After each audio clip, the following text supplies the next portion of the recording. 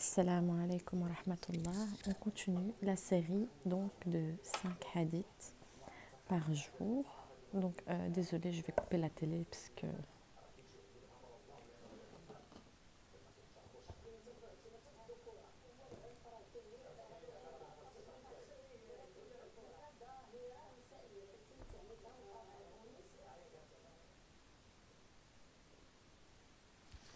voilà. Alors bismillah, donc je commence, je dépose mon téléphone.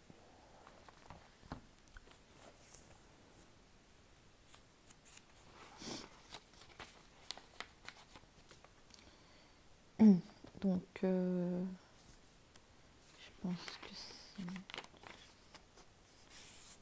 donc c'est chapitre 11. Ubayda ibn Samit qui était présent à la bataille de Badr.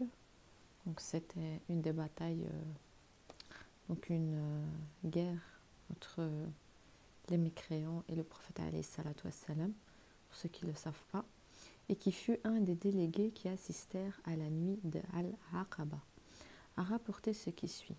Tandis qu'il était entouré d'un certain nombre de ses compagnons, l'envoyé de Dieu alayhi salatu wassalam nous dit: prêtez-moi serment de fidélité en me promettant de ne rien associer à Dieu.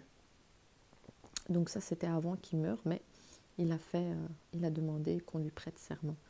De ne pas voler, de ne pas forniquer, de ne pas tuer vos enfants, de ne point produire de calomnie que vous aurez forgée en vous-même, de ne point vous révolter contre ce qui est juste.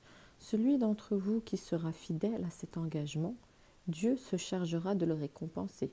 Celui qui, ayant commis la moindre infraction à ce pacte, aura été puni. En ce monde, ce châtiment lui servira d'expiation. Quant à celui qui aura commis une infraction, puis qui aura été épargné en ce monde, c'est à Dieu qu'il appartiendra de lui pardonner, s'il le veut, de le punir s'il lui plaît. Ce fut dans ces conditions que nous prêtâmes serment de fidélité au prophète alayhi salatu wassalam. Donc les compagnons, ils écoutaient toujours le prophète alayhi salatu wassalam quand il demandait quelque chose, parce qu'ils étaient véridiques. C'est un acte de religion que de fuir les troubles. Ô dire d'Abu Saïd al-Khudri, l'envoyé de Dieu alayhi salatu wassalam, s'est exprimé ainsi: peu s'en faut que la meilleure fortune du musulman consiste à posséder un troupeau de moutons qu'il mènerait paître sur les sommets des montagnes et dans les lieux arrosés par la pluie, fuyant ainsi avec sa religion loin des troubles. Donc les troubles, vous savez c'est quoi, hein, aujourd'hui, vous voyez combien de troubles il y a dans le monde, mais les troubles d'avant c'était autre chose, c'était la jahiliya. Donc chapitre 13. Sur ces paroles du prophète alayhi salatu wassalam, je suis le plus instruit parmi vous au sujet de Dieu. La connaissance du bien et du mal est le fait du cœur, ainsi que cela résulte de ce passage du Coran. Mais il vous tient griffe de ce que s'acquiert votre cœur. Sourate 2, verset 225. Donc Allah, il sait tout ce que vous faites, et c'est aussi dans le Coran. Donc Sourate 2, verset 225, il a connaissance de tous vos actes, qu'ils soient bien ou mal.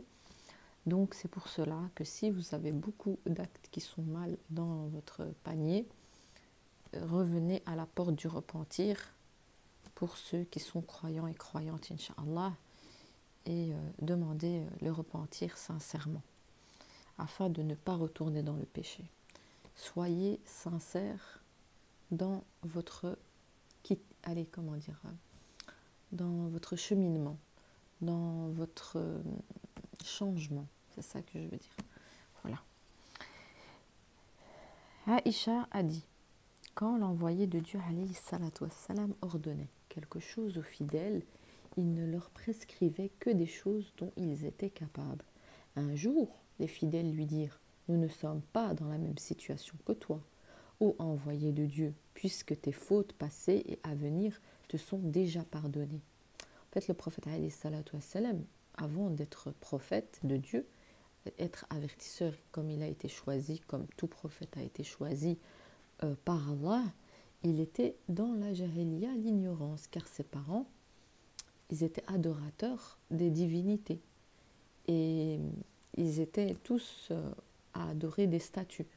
Et donc ses parents, à lui, il y en a qui disent qu'ils étaient croyants dans le sens où ils croyaient en un Dieu, mais dû à leurs ancêtres et leurs comment dire, traditions et coutumes, il y avait beaucoup de jahiliya et d'ignorance dans leur vie avant que n'arrive la révélation et que Mohammed alayhi salatu wassalam soit choisi parmi tant d'autres humains sur terre. Donc un jour, les fidèles lui dirent, nous ne sommes pas dans la même situation que toi, ô envoyé de Dieu, puisque tes fautes passées et à venir te sont déjà pardonnées. La colère du prophète alayhi salatu wassalam fut telle qu'elle apparut sur son visage. Puis il répondit, celui de nous qui craint le plus Dieu et le connaît le mieux, c'est moi. Donc il s'était fâché et donc c'est pas une colère voilà, violente ou quoi, mais c'est une colère qui est permise parce que lui a rencontré Allah Azza wa Jal et il le craint en fait. Et parce qu'il a vu dans le voyage nocturne de quoi était capable Allah Azza wa Jal. Et donc voilà, déjà rien que Jibril alayhi salam lui faisait tellement peur, il l'effrayait que des fois il se retrouvait à courir et demander qu'on le couvre par son épouse Khadija radiallahu anha. Donc voilà, c'est ce que je dis, les prophètes ils restent humains, mais quand ils sont choisis, c'est comme le Mahdi, quand il sera choisi, ça va être difficile parce que c'est un message qui est lourd, que à chaque fois en fait Allah il reprend ses prophètes et messagers en leur disant que s'ils commettent autre que ce que Dieu lui demande, ils seront punis mais sévèrement. Donc eux ne pouvaient pas parler sur le feu de la passion. Et donc le prophète alayhi salatu wassalam, il est aimé par les cieux et la terre. Et rien que quand Allah il l'a créé en premier, subhanallah al-adim. Et je vous invite à faire des recherches sur notre bien-aimé prophète et d'étudier sa biographie. Ça vous aidera à comprendre qui est le prophète alayhi salatu wassalam, mais aussi vous devez aussi l'aimer plus que votre famille ou vos enfants, car il est venu avec un message de vérité et il n'y a pas de passion dans ses paroles. Chapitre 14. Avoir horreur d'un retour à la mécréance, comme on redoute d'être précipité dans le feu de l'enfer. C'est un acte de la foi. Donc oui, au temps du prophète alayhi salatu wassalam, les gens ils étaient mécréants quand il y avait eu les batailles et tout. Puis quand ils ont vu donc les miracles, les pouvoirs d'Allah et les anges qui sont descendus dans les batailles, les gens ne pouvaient plus dire ah non c'est pas vrai, Dieu n'existe pas ou ce n'est pas le prophète de Dieu. Donc tout le monde rentrait donc en masse à la religion, à l'islam en fait, parce que en fait, c'est même pas de question de choix, c'est question qui voyaient la vérité, qui voyaient les miracles, qui voyaient les châtiments s'abattre sur certaines personnes. Donc, ils ne pouvaient pas mécroire. C'est ça que je dis quand vous voyez, comment vous voulez mécroire. Et même si vous ne voyez pas, vous ne devez pas mécroire. Vous devez croire parce qu'un jour, vous allez voir. Et ça sera trop tard. Donc, je vais encore faire une, Inch'Allah, et puis je vais m'arrêter là. Anas radiallahu anhu rapporte ces paroles du prophète alayhi salatu wassalam. 3 choses, lorsqu'on les possède, font savourer la douceur de la foi.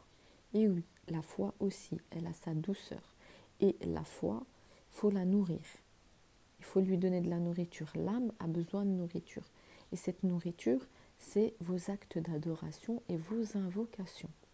D'abord, d'aimer Dieu et son messager.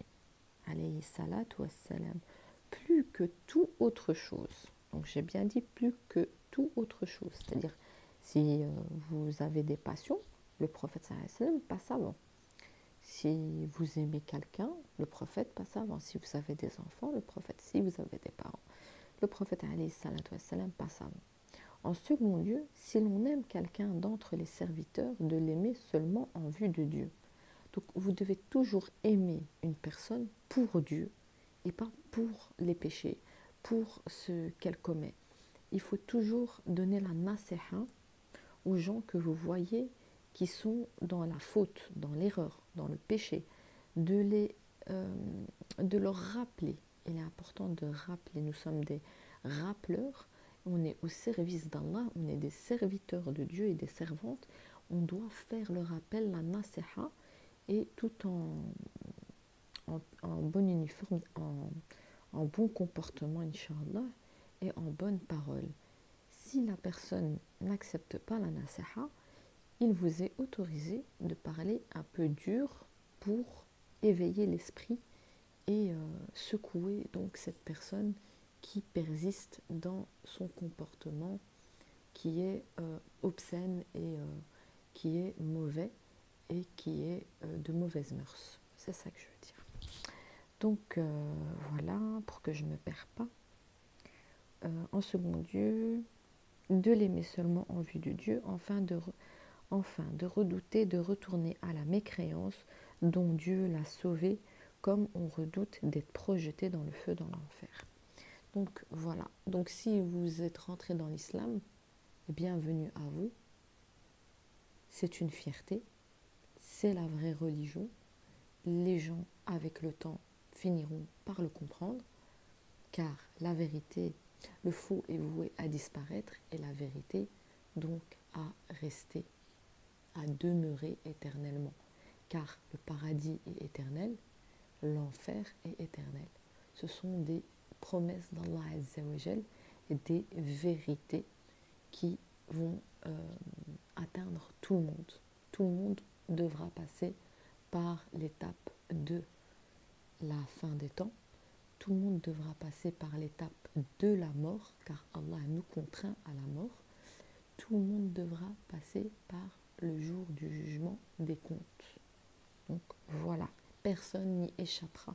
Que tu sois mécréant, que tu sois athée, que tu sois croyant ou croyante, c'est ton libre arbitre.